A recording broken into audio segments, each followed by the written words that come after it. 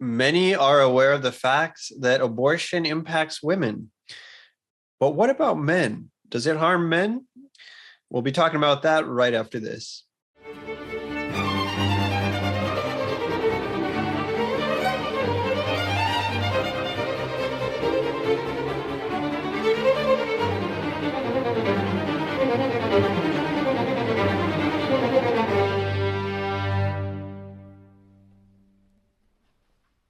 Welcome to the show. We are joined today by Nathan Misirian.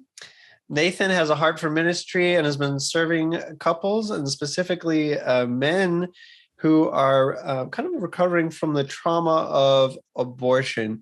He leads the Healing After Abortion Men's Task Force and also does the digital marketing for Support After Abortion, a ministry that helps couples wounded by the effects of abortion. So thank you so much for being with us, Nathan. I'm glad to be here. Thank you. Yeah, so I want to just talk a little bit about the ministry Support After Abortion. What is it really about, and how did it get started? It's a great question. So Support After Abortion is a 501c3. It's just coming up on its second anniversary. It's actually born out of a local pregnancy center that was in Southwest Florida. And it was during that time that the staff and volunteers noted that whenever they would bring in a traditional pregnancy model, a woman back for a pregnancy test or to have an ultrasound, there often was a man, didn't know what his relationship necessarily was, could be husband, boyfriend most often, in the waiting room. And so they began to pilot a process of maybe we should engage and talk to the person who's come with her. And I had an opportunity to meet this volunteer, another man who first started off. And what he discovered is about half of the men who were in the waiting room wondering if the girlfriend typically is pregnant, the guys have already experienced abortion, sometimes with another woman or maybe with the woman that's there. And it began to plant a seed that I bet this is not a one-off experience. And so over the course of 18 months, they saw a program start to develop, but felt it might be bigger than just one single pregnancy center. So that was the seed. And then there was an opportunity, if I could just tell you a little bit more, yes, please, in which they started to do a survey. And they started to survey other pregnancy centers and just ask the question, what do you do with a man who comes in? And most often, to the people who are listening, you might picture he's in the waiting room, if at all, and on a phone, typically very disengaged. That's the average. They began to then run a national survey using some consumer research and discovered a lot of exciting things, which I can save later for our conversation. But we uncovered the need that men are hurting, and it started just in this one small location. And as we talked to pregnancy centers, we realized there is a really great need. I'm happy to go into it with you today.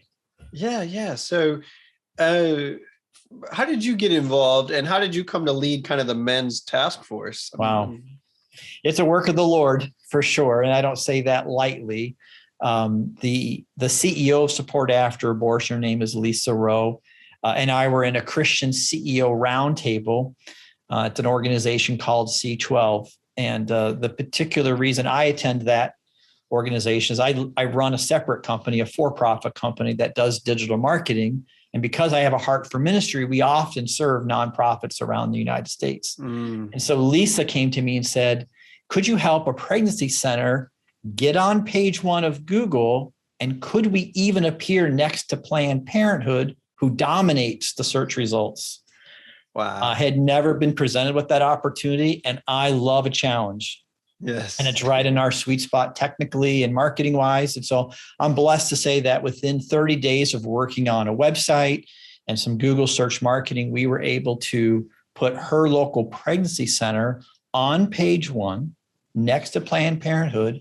And the clinic saw an increase of 40 women in a month who they had never heard before, looking for ultrasounds because they were Googling and chose the pregnancy center option over a Planned Parenthood option. And I just got to say, I get goosebumps every time I get a share. I literally just got chills just hearing that. Yeah, that's amazing. Wow.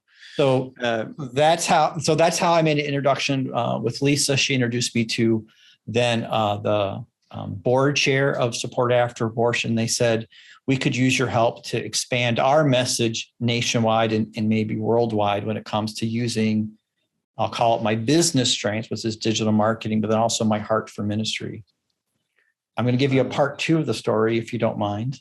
Yeah, please do. So while doing the digital marketing piece and having a very close relationship with Janine Marone and Lisa Rowe, they began to see in some consumer research that they were doing nationwide with an organization called Shepherd Research that there's probably hundreds, if not thousands, if not millions of men who are hurting, but there were no statistics.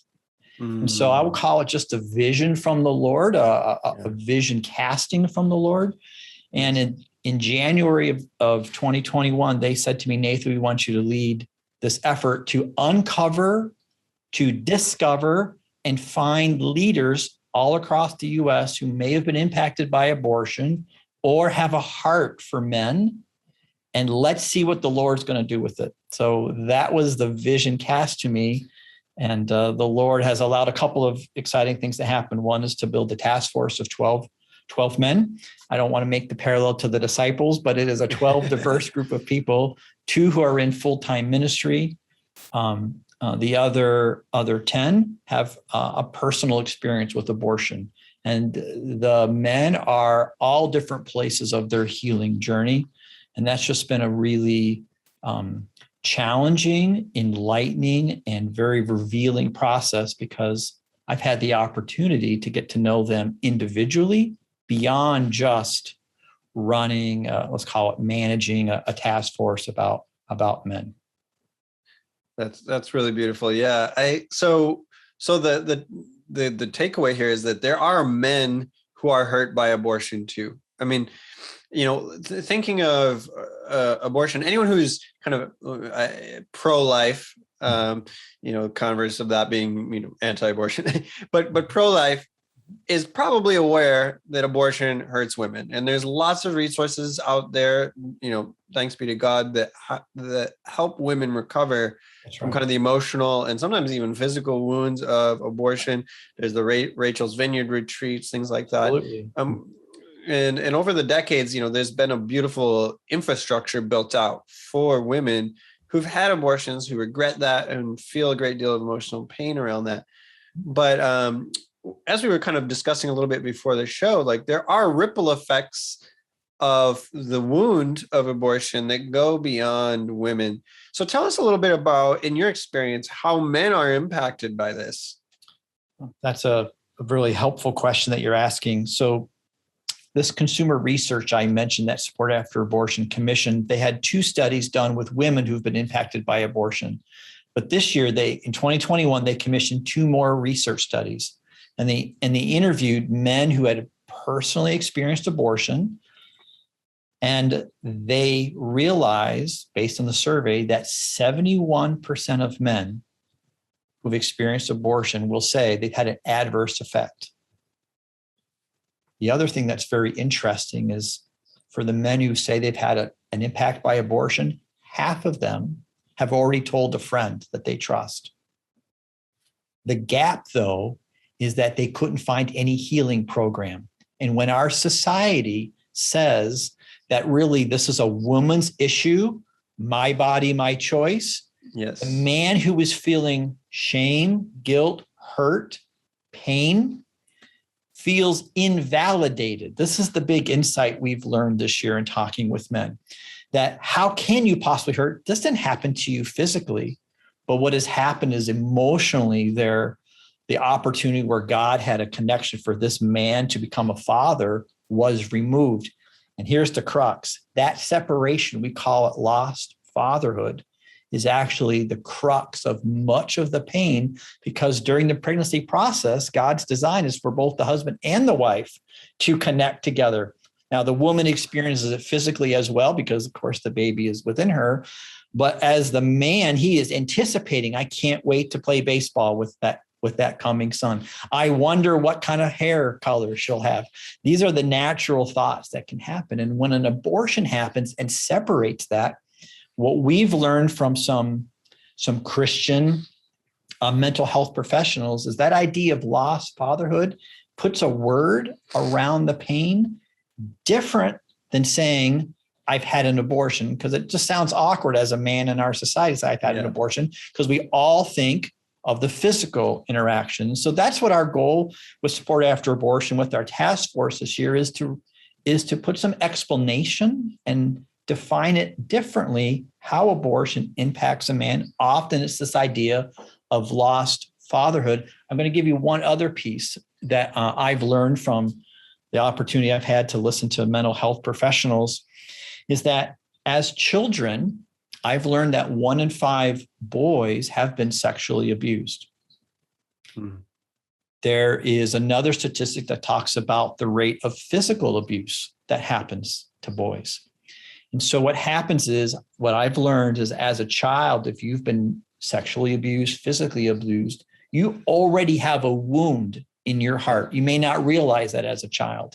And now you're, let's say, a teenager or a young man, which is typically in their 20s or late teens, 20s. And now you're presented with an unexpected pregnancy. You don't even realize what's happening from a logic perspective. You go to this trauma perspective and say, however you've handled that in the past, this doesn't exist. It can't be a baby. Or you'll often hear guys will say, I'll do whatever you want. And that's their way of trying to be supportive. And very rarely do you hear a man say, well, I want to keep the baby. And our society would say the opposite, that men would not want the baby, that men are perpetrators, that men push and force women to have abortions. And I'm not saying that doesn't happen, but what our research shows, and I want to lay this with you, is that about 44% of the men that we interviewed who've experienced abortion told us anonymously, they never had a voice in the abortion decision.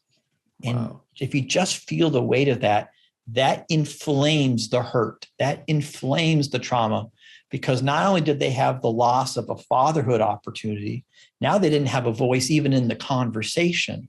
And it's like a double wound is what is the way we've come to understand that. Yeah. And this is happening. I'll tell you one more piece, is our research has been extrapolated, and currently in the United States, we believe there are 22 million men who've been impacted by abortion since Roe v. Wade became legal. And so that's the real weight we're feeling about the need. And our passion is to say, men are hurting, men are isolated. Our society says you don't hurt, so it stuffs it down even further. Yes. And we're saying God has called us to release men from their pain, to provide a path to healing. It's not overnight. It is certainly a journey. And so that's why Support After Abortion exists with this men's conference that we're coming up next month, with programs that we're issuing. We don't believe that we need to be the source of all the healing. We want to empower other ministries, pregnancy centers, churches, men's groups to be the source of healing, but we can lead the way, be a catalyst for change, and show how healing can be done for men. So let me stop with that. I'm sure there's lots of questions you might have. Dig into those. Yeah, no. So I think one thing that you said is so fascinating, because I think you mentioned society kind of saying that men are the ones fueling abortion, paying for it, pressuring the girlfriend to get one. And I know that does happen. I think even in the pro-life movement, I don't think it's intentional, but having worked in the pro-life movement, there can be a tendency to sometimes vilify the male in the situation, in the equation, and to say, well, if he were more responsible, or, if he wasn't pressuring her, she probably wouldn't get the abortion. And so let's help the woman. Let's meet her needs. Let's get her what she really needs to flourish. But that guy, man, he's the one who got her in this position in the first place. Like, he needs to just get out of the equation. He's making things worse. And I don't think it's intentional. I think it's well-intentioned, but the men are often either vilified or just ignored. So I love what you're doing. But when we talk about trauma, one of the key components of trauma, and there's multiple criteria for that, but one of them is a sense of helplessness. And I think you mentioned that not having a voice, yes, can exacerbate the wound. And so I'm just wondering, like, when you're talking to some of these guys who say, like, well, maybe even they said, I'll do whatever you want, or they were trying to be supportive in that situation. I'll go with you to the abortion clinic is something I've heard. Okay. They're being supportive. What's some of the emotional impact these guys feel? You talked about kind of the lost fatherhood, but like, how did they describe their experience of being there? Maybe they're there with her, trying to be supportive. That's right. But what is it like for them to be in that moment? Yeah. So I want to take a moment and just feel the weight of that question, because it's really life-changing. This is not a casual, we're having a casual conversation, but the moment that you're asking that question, here's what I've heard from men who've sat in the waiting room while the a surgical abortion is being performed. And I've had a mental health professional, person by the name of Greg Hassick, explain it from a clinical mental health perspective, what's happening for the guy in the waiting room. So I'm going to share what I've learned. God has built us to have a fight or flight approach. And when the man is sitting in the waiting room, he should be fighting for the life. I get kind of emotional to think that. And fighting for his girlfriend or wife. But the longer he sits there, he is breaking that bond that God has built him to do. And he is feeling the guilt and weight and hollowness in that moment. If I can paint this picture, and certainly I'm not a woman, but what I've understand from the woman's perspective, who's now, let's say, on the table for a surgical abortion, God has built her to have a flight instinct, to get off the table, to run. That bond is also breaking for her, because now she stays. Her mind might be telling her to move, but the emotions are so overwhelming that she feels trapped. And when the procedure is finished, and by no means am I minimizing what's happening here, what I've heard couples say is that there is this great sense of hollowness now when the procedure is finished. And it often leads to that relationship dissolving because of the trauma that's happening to the man and the woman.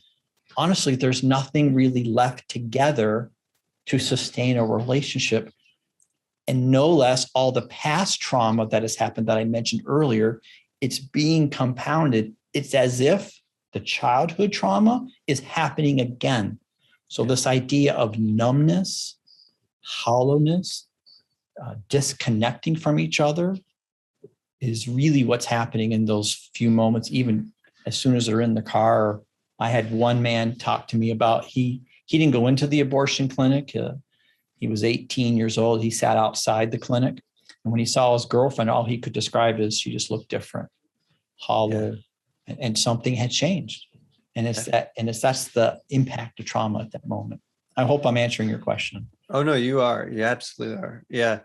And this word trauma is coming up a lot. And I want to just spend a moment there, because a lot of people might hear that and they might think, well, trauma, isn't that just like for soldiers or That's right, for people, who have been in, severe car accidents or things like that. And I just want to pause there, because there's a growing awareness in the mental health field, and I am, am in the process of becoming a mental health counselor myself. But there's a growing awareness in the mental health field that trauma has many faces, and that it's not judged so much by what happens to you as the impact that it has on you. So there might be things that objectively people might say, well, that's not a big deal. Why are you scarred by this? But it really has nothing to do with the event that occurred. It has everything to do with how you perceived it and the impact that it had on you and the wounds that it left on you. And for some people, that can be something, that's seemingly small, but can actually be quite large in your inner subjective experience of it. And so I just want to talk about for a second your experience of the impact of trauma on men. Is this something that's like, well, it was really horrible in the moment, but give it a year or two, I'm fine? Or is this something that really lingers for men? Let me share a firsthand story. Several weeks ago, I was talking with a man who's experienced abortion. Mm-hmm. And suddenly, in our regular view of conversations, he wasn't returning my calls. And I have an existing relationship with him. And just to paint the picture, it was in the first half of September. And you might say to yourself, okay, well, why is the first half of September? And to your point, September 11th was all over the news. And what do we see in the media? You see the death, you see the destruction, you see the grave sites, you see the memorials out in the country of Pennsylvania where the plane went down, you see the flags being draped. And what he told me, and again, it's a little emotional to try to recapture that for you, but he said, Nathan, what you don't realize is that event, September 11th, reminded me of my decision to kill a baby and the death that I had a voice in wanting. Yeah. And I'm not a mental health professional, but that's a traumatic experience. And while society says, well, it's Patriots Day and look at all the great things on social media, we're proud to be Americans, those who are wounded by abortion and have past traumas, they do not look at it as, quote, the average person might, or what our society would say what an average person looks like. And then look at manliness. Manliness is not about crying. Manliness isn't about shedding your tears. Manliness is about, push through. We celebrate athletes who overcome great difficulty. And so this idea men don't have emotions, by the way. Yeah, there's no emotions for guys. I mean, look at us. We hardly even broke a smile as we're talking. But again, I'm not blaming society, but there is a model, as you said earlier. I'm just going to validate what you were saying. PTSD is spoken up very easily, even quite casually for any veterans, but it's unheard of in casual conversation to say that my abortion decision is the same weight as a veteran. And from a mental health perspective, what I'm learning from professionals is it can have exactly the same type of repercussions and pain. Yeah. So there's also another phrase that's kind of becoming more popular, and it's this idea of moral injury, where let's say you're in war, and let's say this is a horrific example, but let's say, it happens. Let's say you're a soldier and you're told to attack a house because there's terrorists inside the house. And you go in there and you shoot up the house, and then all of a sudden you realize it wasn't terrorists at all. It was just like a farm family or something like that. And the guilt that you feel and the wound is you transgressed your own moral code, and that leaves a deep wound on you as well. And I'm just wondering, like, have you ever experienced that among men where they feel a sense of like moral woundedness in having either willingly or unwillingly been a participant in an abortion? So I would say I'm just reflecting for a moment. Out of the men that I've spoken to, they haven't used that word. They wouldn't describe it in that way. Yeah. What those who are further along on their healing journey, who aren't in the moment living that traumatic experience, have a chance to accept forgiveness from the Lord and the grace that's extended for that. Those who are on that part of the journey will look back and say, I committed a sin. I took a life. I feel weighted and responsibility. Now, there are men in the middle of that journey who then feel the overwhelming guilt and shame that says, well, I'm a bad person for doing it. And our hope for healing is to say, you've made a bad decision. There is still hope for you as a person. You don't have to stay there. God can provide healing and restoration and not stay in the moment of constant reflection about the moral injury. So we're not skipping over it. We want to be able to provide recognition for it, acknowledge it, healing. Again, remember this from our experience, firsthand and through research, these abortion decisions do not happen out of the blue. There is some other traumatic events typically that have happened. And so when men are walking through healing, the reason we're using the term trauma is there's a lot of other issues men have experienced besides abortion. And so this conference that we're having, the reason we call it Unraveling the Roots of Men's Trauma is we want to create a very wide funnel that says men are hurting in lots of different ways. We will, through the conference, go specific about the trauma that's affected by abortion, but we are encouraging not just men to attend. We really want leaders to come to learn how a man is injured by abortion so that they could provide healing programs back in their local area. So we are not running a huge support group through this conference. We really just want to equip leaders. You talked about the pro-life mindset. Our heart desire is to just expand the vision. In addition to the woman and the baby, how do we care and heal the men who are part of that decision or impacted by abortion? So just going to give you a little segue into why we were doing the conference as well. Yeah, no, let's talk about that, because we've talked in an introductory way. I'm sure there's so much more to be said, but just about the reality of the woundedness that men experience because of abortion. It's not something that is imaginary. It's something that's very real for the men who are participants in it. And there's a vast amount of men. You see 22 million men have been impacted by an abortion in some way. So that's massive. That's a huge cultural problem. And men carrying this weight, this burden, and maybe wanting to heal, but not knowing where to turn.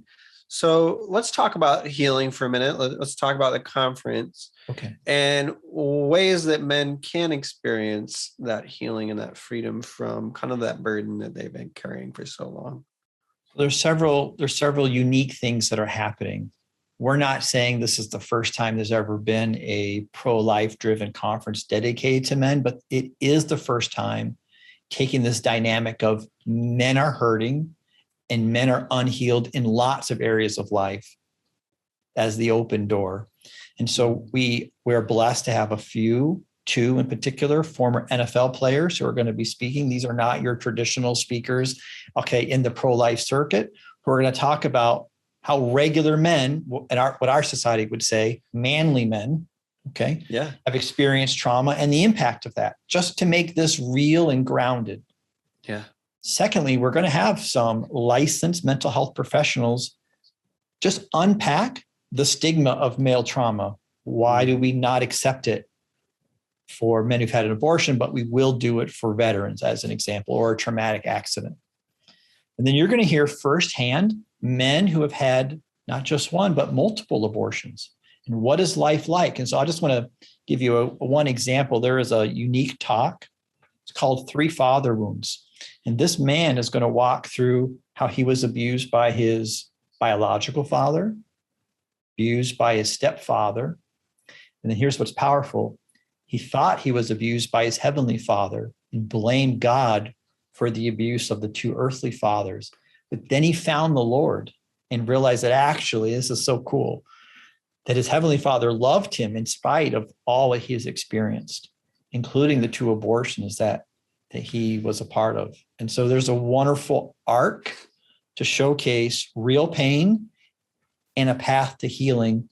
And then from an opportunity to get a connection with the Lord, we are blessed to have our local bishop for our diocese open with a prayer and consecration. And one of the things that he said to us in preparation for the conference is, I know men are hurting, but I've never heard somebody in the confessional say they had an abortion, but they will say, I have issue with drugs, alcohol, sex addiction, working too much. So he sees this conference as a way to create an open door and work backwards into those deeper wounds, like an abortion wound that doesn't come out on the surface. And then we have 2 opportunities, what we call invitations for healing, in which we'll have a priest who specializes in healing ministry. And then we'll have also a Protestant pastor throughout the conference just be available to men if they want to have a conversation. Okay. Yeah. And all of our videos are free, and those who register will have unlimited access to watch these. Just one more quick thing I want to add. Each talk is only 20 minutes. And so we know, jokingly, guys have a short attention span. So we have a lot of different things that are available throughout the day. But I just want to emphasize, this conference is not just for men. They are the end result of how to heal men. But we need leaders who are running healing programs to come, to understand, to learn, get a heart for men who are hurting, and then go back to where they are in this world and help, we hope, deploy more healing resources for men. Amazing. Yeah. It's going to be a fantastic conference. It's free. menhealingfromtrauma.com. We'll be sure to put that in the show notes. Unraveling the Roots of Men's Trauma conference sounds like a fantastic day. Lots of learning that's going to happen. And I also just want to ask, you mentioned, this bishop saying that he's never heard men confess this in the confessional. And I'm wondering, in your experience, is it maybe even harder for men of faith to admit to this? Is there more shame around it?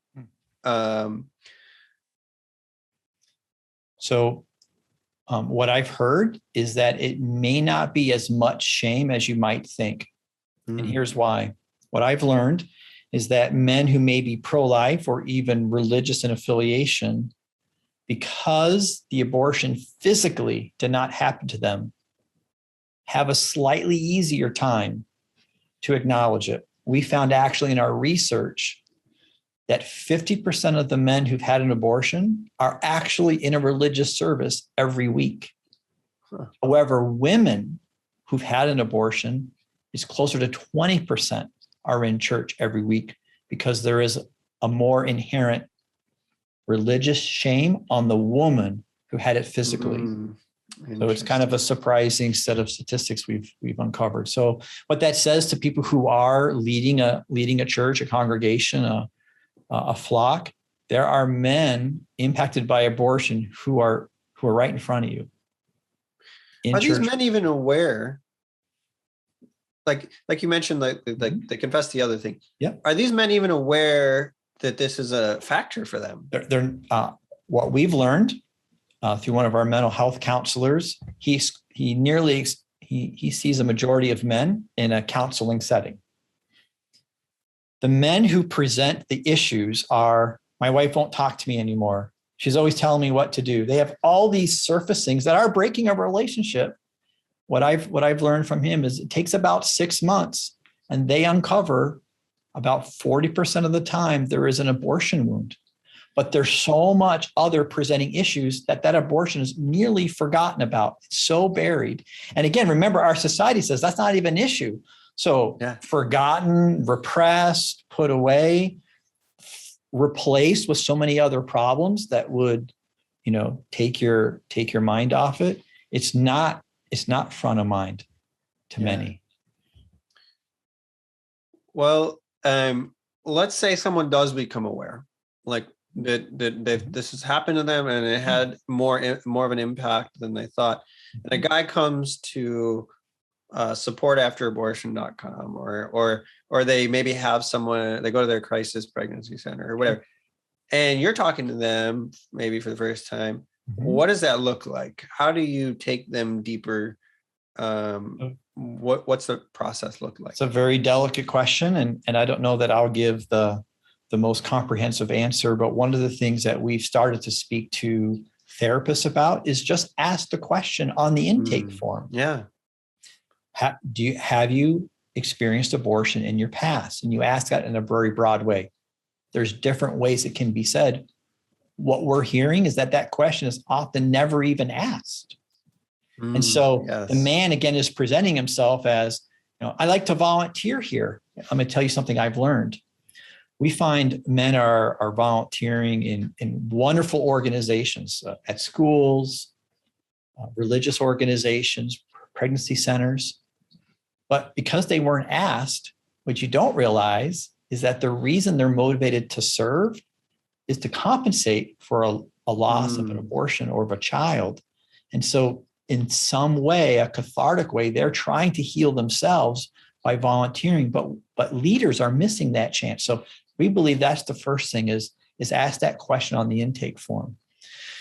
The second part is just to listen. Would you tell me your abortion story? And that might not come easily, and that may not be one conversation. Mm-hmm. The third part, as I've observed, is because there's so many other presenting issues, it's not a straight conversation. It's not a 0 to 60 conversation. It's going to have detours. It's going to have pauses. There's going to be pain. And some of the speakers at our conference have written, one in particular, they've taken what we all are familiar with from an AA perspective, the 12 steps, and they've modeled an abortion healing process following the 12-step model. So there is a workbook that actually says, one step is believe there's a higher power. There's future steps that say you need to go and make reconciliation to the woman that you had an abortion with. Now, you don't start with that. So in this conference, and I'm not looking to short circuit the process, but there are new curriculums that are designed by men who've experienced abortion and can share, here's a path to walk. Certainly, we don't want people to, our opinion would not be do that off the cuff. I'm certainly not a professional in that way, but I would just say that's another reason people should be visiting Support After Abortion. We're also going to be modeling it firsthand following our conference for free. We're going to be doing a monthly webinar, Unraveling the Roots, another one called Keys to Hope and Healing. These are curriculums that we want to demonstrate how you walk people through healing. So we're going to also, I won't call it role play, we're going to actually do it, but you can experience that firsthand, either as a leader or as a participant. So trying to make it practical. Wonderful. Yeah. Wonderful. Thank you. Yeah. So 22 million men are out there. There's probably someone listening to this podcast right now who may have been impacted by abortion themselves. I'm wondering, what would you say to a man who is listening right now and who's been impacted by abortion? What would you say to them? I would say, I'm sorry. I know that's a hard thing to say, to have experienced. I would also say to the man who's listening, you are not alone. There are millions of men who are just like you, but our society has blocked that from your view, and you likely do feel isolated. Third, I would say there is no shame from us. We exist as men to be an arm and extension of the Lord's healing, and Support After Abortion in a broader way is designed for your growth, not rub your face in that decision and make you feel worse. Yeah. And there is a path to grow, and you can change from where you're at. Not that you wanted to be here, but you can be equipped with stronger, more healthy decisions moving forward. That's beautiful. Yeah. Well, thank you. And encourage all men who may have experienced abortion to go to supportafterabortion.com, supportafterabortion.com, and check out the resources I have there. And just a word too, if you could just also give us a word to leaders, whether it's priests or lay individuals who are maybe serving in some capacity, maybe have a crisis pregnancy clinic, or maybe not, but maybe want to get more involved. You just leave us with an exhortation to those individuals as well. So the Lord has equipped all of us with unique gifts and life experiences that we may not have wanted to have. And God can take our pain and use it for his purpose. It's a phrase that we use inside of Support After Abortion, purpose for the pain. And so we just want to encourage you as lay leaders, lay counselors, leaders of pregnancy centers, that you can expand your reach for healing by including men. But it doesn't look or feel the same way that you normally do it for women. Men heal differently. They're not looking to come to a small group with a circle of chairs that face each other and pour out their heart on the first session. But they will meet one-on-one with the man over the back of a truck, at a restaurant, at a coffee shop. And so come and learn ways to connect with men who are not going to respond in the same way that you might have connected with women.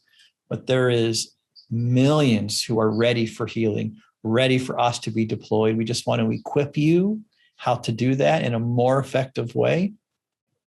And the harvest is great. The need is huge. Amen. Thank you. Yeah. So just in conclusion, just again, remind us of the conference website and how we can access some of the resources that Support After Abortion has to offer. Oh, thank you so much. I'm so glad to be on your show today. The conference, menhealingfromtrauma.com. The conference is live October 16th, 9 to 4 Eastern time. We encourage people to register because those who register receive unlimited access to all the recordings once the conference is finished. And keep coming back to supportafterabortion.com. We have all the resources available to equip you. We also have a weekly men's podcast that focuses on men and trauma. And so there's ongoing fresh information available to equip both men and leaders to be effective in their healing journey. Wonderful. Well, men, there is hope, there is healing. And if you know a man who's struggling and think that there might be a possibility that abortion might be in his past, don't be afraid to say something, and maybe ask those questions and be the support that they need. So Nathan, thank you so much for joining us. It's been wonderful talking with you. Thank you. Enjoyed your time as well.